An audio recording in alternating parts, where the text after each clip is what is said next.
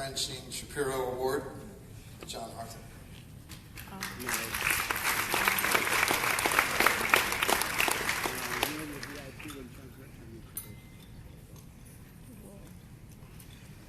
Hello. Temperance Johnson recommended our award winner, Dee Blinka, for this, but Temperance wasn't able to come, so asked me to introduce my friend Dee. So we had a dilemma. Talk about the various things that Dee's done through her career, or try to exemplify what she's done with a story. So I talked with her and we decided to do stories. So the last opportunity I had to spend some time with her was at the Borderline Trauma and Resilience Encounter, so I thought I'd tell you about that. So I'm going to invite you, if you wish, to visualize the training site at the Borderland. It's the University of Texas, El Paso. Kind of looks like Bhutan because of the architecture there. But if you look over the hill, you see the Rio Grande River. Of course, on the other side of the Rio Grande is Mexico, specifically Ciudad Juarez. Now look at the roster of this Borderland conference, kind of like a mini EMDR conference. Of course, there are presenters from Mexico and the United States and Brazil.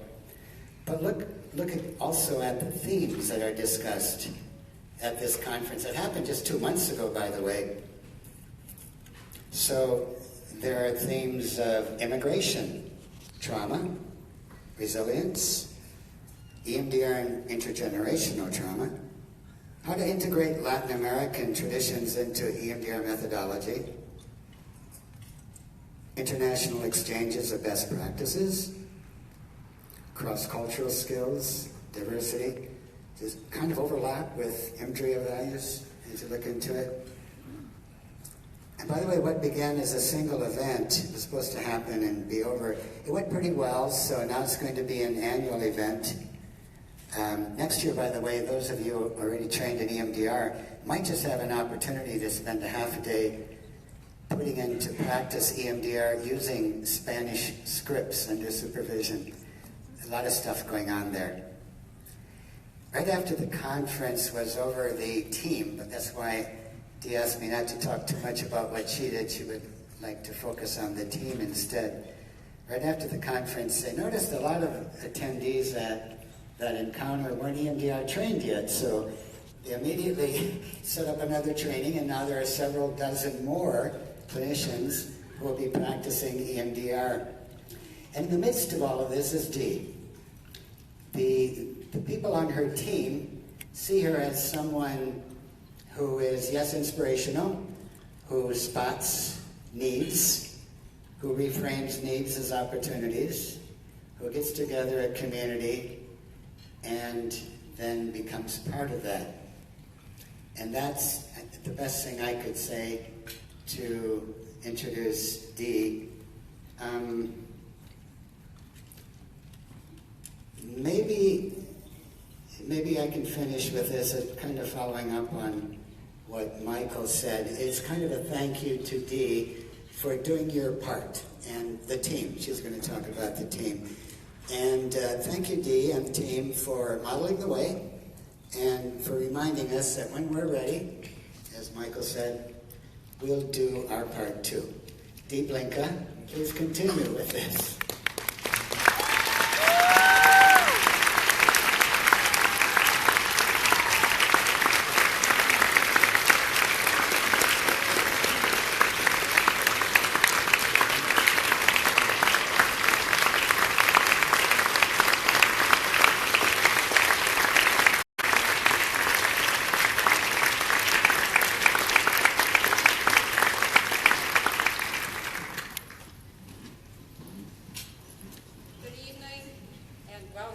Can you hear me? Okay, super. I don't usually like to speak with written material, but when you're 84 years of age, you have an awful lot of stories to tell. And I could keep you here all night, and I know you want to go and dance and relax and maybe drink some wine or some beer or whatever. So I'll try to be brief, and that's why I wrote down what I want to say. Thank you for this award. EMDRIA has meant the world to me, and I'll refer to that in a moment. But this award is not about me. It's about me in community. I woke up this morning. I had not decided what I wanted to say, but I woke up knowing that I was remembering a phrase which comes from a past life, and the phrase is reasonable radicals. I'll come back to that. I suddenly found constellated in me a summation of what this award means to me, my life, my work, and this wonderful 2017 conference, when we were invited by our humble and caring board and executive director to help reinvent a new EMDRIA. Reasonable Radicals is a book about Botswana, an African democracy, and why it has come very close to succeeding. Those of you who know me know that Botswana, where I worked for 10 years with a tribe, is very dear to my heart. The trouble with being 84 is there's a lot I could tell you about Botswana, but I'm writing this so that I can read it and keep to script.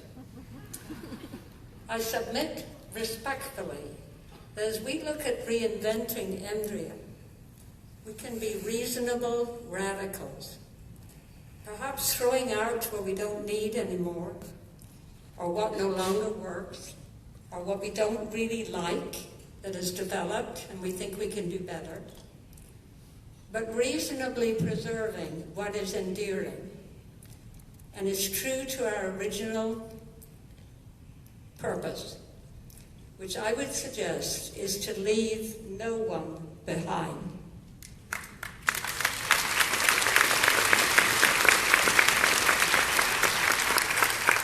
Thank you.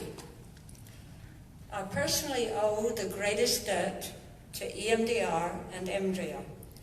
Although I only trained in 2002, when I was already 69 years of age,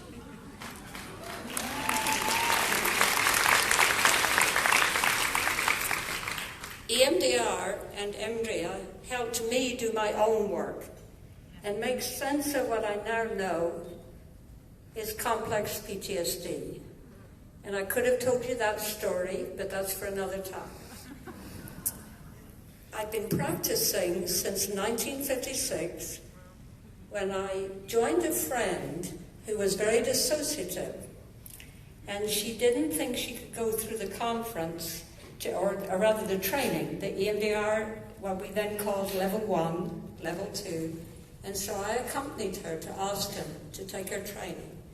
January of 2002, Dr. Andrew Leeds, and later in July that year, Roger Sullivan, who's right there. Also doctor, of course. Didn't mean to leave it out, Roger. But when I saw Bob Tinker's video of Mary, and some of you who were trained back then, and perhaps even more recently, will remember that video. I had practiced as a social worker, clinical social worker, since 1956 in 3 continents. I had never come across a therapy that could do what Bob did in those 5 sessions with his patient Mary.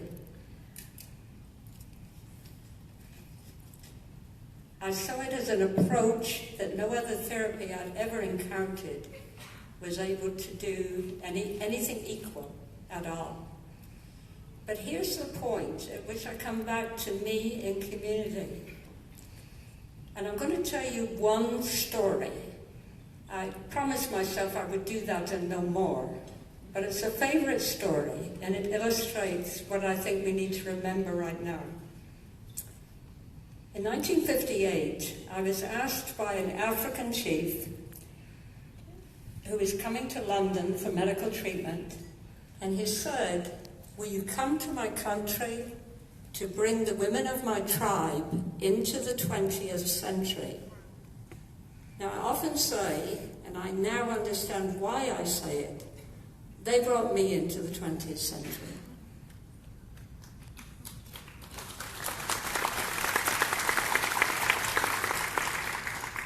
His country was Bechuanaland Protectorate at that time. Remember, although I don't talk like that anymore, and I don't even speak American, I actually was born and raised in Britain, and did not leave Britain until I was 28. I left Britain in 28 to go to Bechuanaland Protectorate to do what he had asked, although I was pretty sure they would help me come into the 20th century myself. Remember, it's already 1958. So I get there in 1960. It took a while to arrange. He was regent for the heir to the chieftaincy, and if any of you are interested, there's a most fabulous movie that came out this year, which is totally, totally authentic, which is about the story of those chiefs, and about the story of what is now called Botswana, in the southern hemisphere, just north of South Africa. The name of the movie is A United Kingdom. Well worth seeing and a lot of fun. Some of you are nodding your heads, you may know it. Those are the people I worked with. Those are the people who asked me to go there. 3 weeks into my time in Botswana, where I was to take over from a very well-known, prestigious, known, not worldwide, but certainly throughout Europe, in the excitement of the post-war days when we thought that we were building a new future. The United Nations was very strong. There was quite a lot of money for development of what we called underdeveloped countries, only to find when we got there, they could teach us a lot about living. So I joined a fellow whose first name was Guy. Guy was very, very famous. He was the top of the line, a sort of god in the sphere of community development. And he asked to take me to a village meeting 13 miles away. It was a big village. We would call it a small town. When we got there, we attended a village meeting with the expert. And the meeting with the local chief in attendance was, of course, all male. The meeting was conducted entirely in English because Guy did not know a word of the local language. I have a son who's bilingual in that language. I also speak it myself. And if any of you are interested, I'll talk to you in Setswana, which is their language. I vowed at that meeting that I would learn the language, and within a year that I would know it. And I achieved that goal. I still needed some things translated, but I was able to have meetings without having to have every single word, including greetings, translated. Apparently, the subject of the meeting was to plan a community center. The plan appeared to be that the building would be in mud and thatch. Mud, really what we would call adobe in Texas or Mexico. Very, very comfortable. I lived in such a hut myself, smaller than what they were talking of building, but very pleasant. If it was in Florida, we would probably pay a fortune to stay there and think it was really neat. But with the intense attention to unspoken expression of thought and feeling, which I now know I fine-tuned as a child in order to survive, I noticed a subtle stirring in the back of the room, where the young men were sitting. In the front were all of the older dignitaries of the tribe. At the back, these young guys. And I noticed these sort of vague movements. I had no idea what was going on, but I knew that I wanted to pay attention to it. And so I found myself speaking, saying, I thought some people kind of wanted to speak because the meeting seemed to be drawing to a close and they were going to build their mud and thatch community center. And up jumped a young man who I got to know later, a local teacher, who spoke excellent English, but also later was able to speak to me in his native tongue. And he basically said, we do not want mud and thatch. We need brick and we need a metal roof. We need to collect the rainwater. The average rainfall was like far west Texas, where I live now, about 9 inches a year. They need to collect every drop.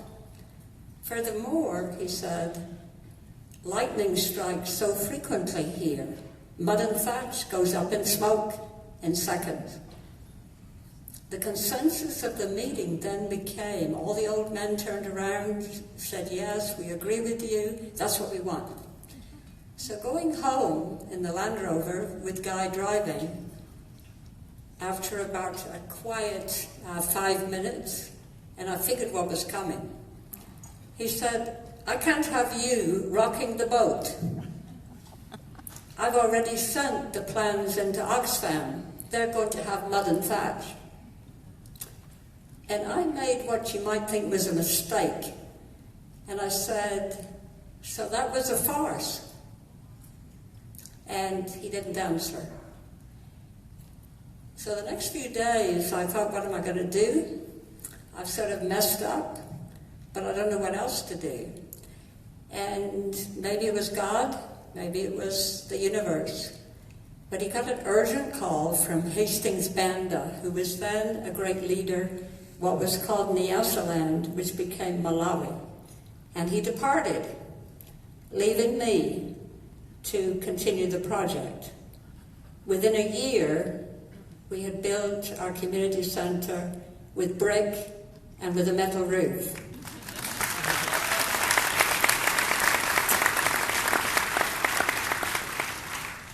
But before that time, in a nearby hut, which was struck by lightning, I was appalled. To this day, I can remember going there with others as fast as we could, and a young woman and 2 babies. If you've ever handled the ashes of someone you love who's been cremated, they were ash. They had been cremated by that one strike. The young man knew what he was talking about. So let me get back to the point. That young man, by the way, became the first minister of cooperatives in the first cabinet of the government when they became independent from Britain. And I like to think that I had a hand in that.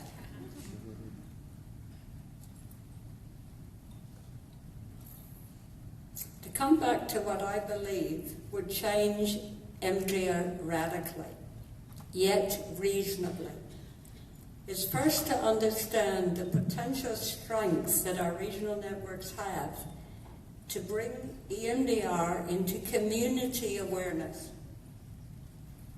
But only after we ourselves become aware and attend to the sometimes unspoken signs of what the community itself wants.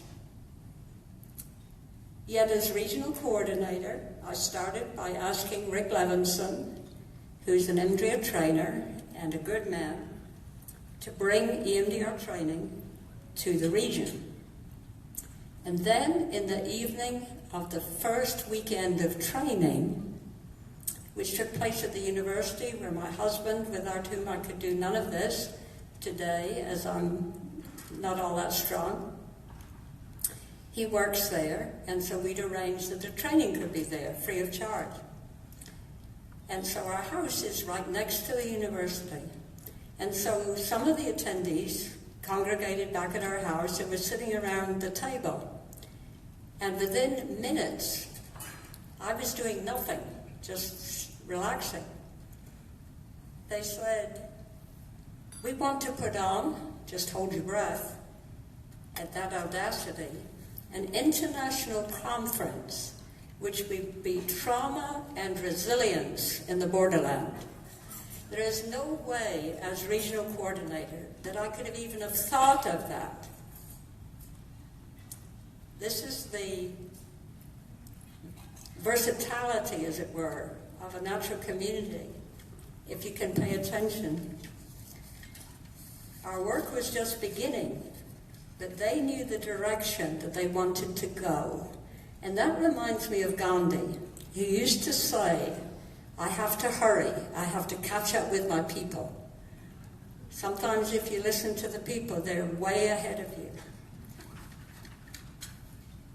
I could not accept this award alone, and therefore here today are some of the people who were able to come up with the ideas of the conference, who have sustained, supported me. I love them, and I just briefly want to introduce them, and then I'm through, and you can all relax. So I want to introduce Fabiola, and maybe she could come up so you can get a seat there.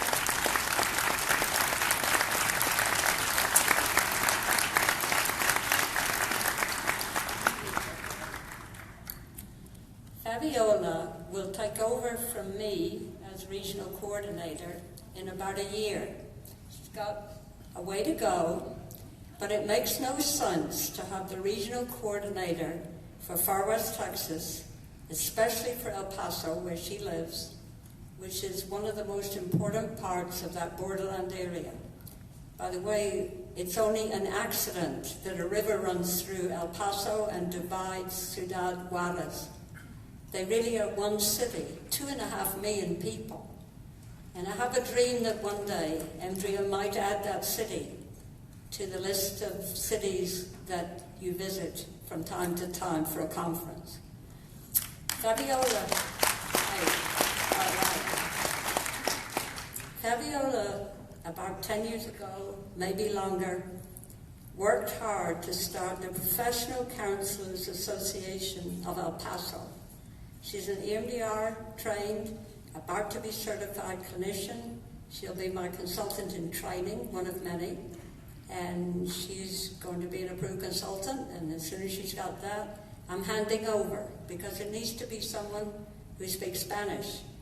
And although I speak Setswana, I don't yet speak Spanish enough.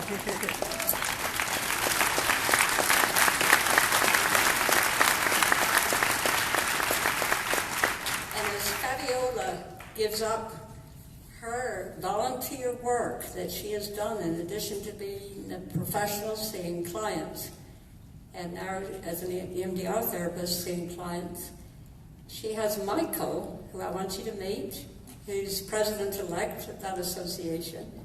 Michael, would you come up so they can see you?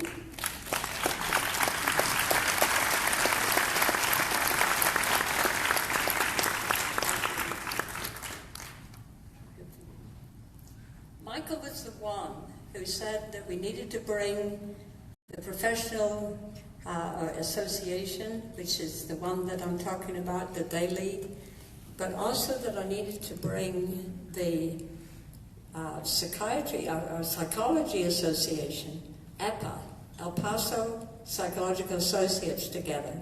And without a long story, we brought them together. They actually helped nurture this idea of the conference, but also to nurture what I was trying to do with the EMDR. So we have a safe home there. This is a lot better than setting out to say, let's develop our EMDR region. Does that make any sense?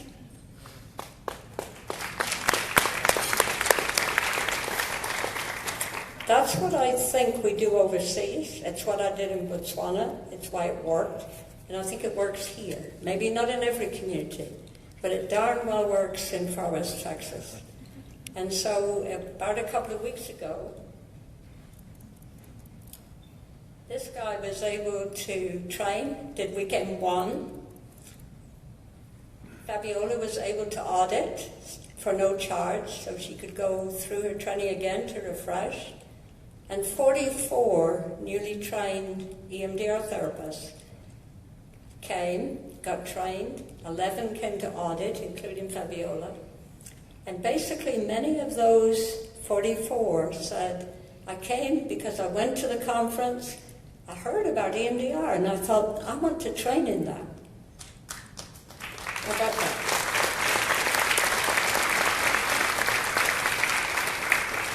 And I want to honor one other person, and then I'm finished.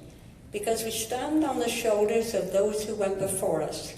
And years ago, a professor whose name was Dan Logan passed away just before the conference, but did audit the whole of the first training that took place in 2016. I got there in 2015, so all this has happened since. Is Sherry, and I think Sherry's here. Come on up, Sherry.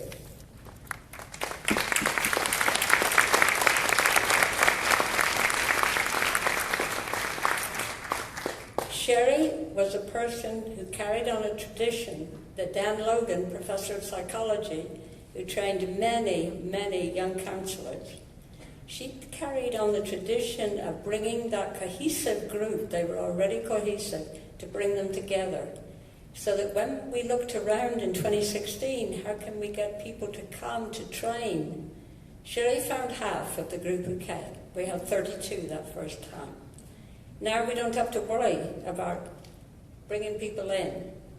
But Sherry has remained connected with us, doing everything she can. And the only person who's missing tonight of that first group is Temperance. And Temperance couldn't come today. But she wants to say hello to you all and to say she's part of this too. So my time's up. But I submit for your consideration that by going about introducing EMDR to the region, that letting the community express its conception of how to do that, we are much more successful than we would have been if like Guy, the person I worked for in what was then called Bechuanaland in 1961, he had decided in advance how it would be done. What I was able to do is to sit back while these guys decided, who lived there, and who taught me that in El Paso, it's the borderland without a plural. The rest of the edge of Texas, alongside the Rio Grande, tends to call itself the borderlands. I'm learning from these guys, but they are doing the work that EMDRIA wants done. So thank you all for listening. I appreciate it.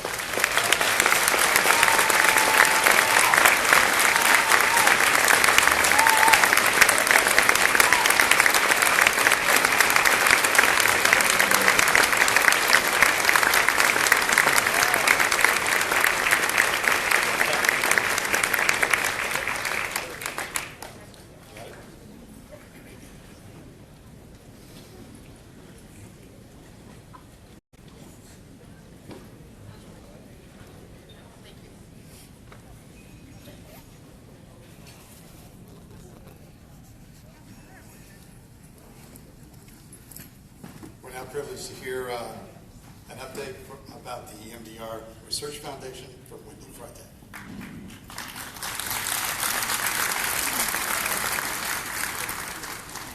Good evening, everyone.